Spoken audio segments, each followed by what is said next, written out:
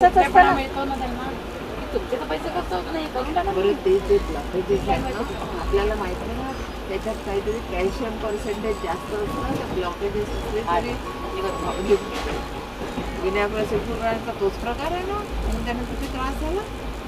आता तर ते मोठं झालं वाटतं असं काहीतरी झालं हो. तिसऱ्यांदा वाटत नाही दुसऱ्यांदा एकदा बायपास झाली त्यांची एंजिओग्राफी तिसऱ्यांदा नाही माहिती मला तिसऱ्यांदा काहीतरी म्हणाली संगीता म्हणून एवढंच टेन्शन आहे मला. ते हार्ड असतात ना ते झालंच नाही शेवटी त्यांचं पण भलतंच होऊन बसलं त्याच्यामुळे किडनॅप पण पुष्कळच्या हार्ड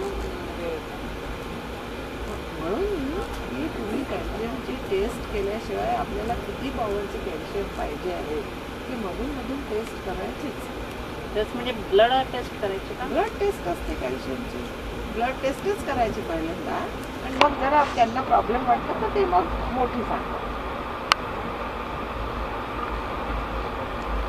पण जनरली मिनिमम तर असलीच रेकमेंड सगळ्यांना पाहिजे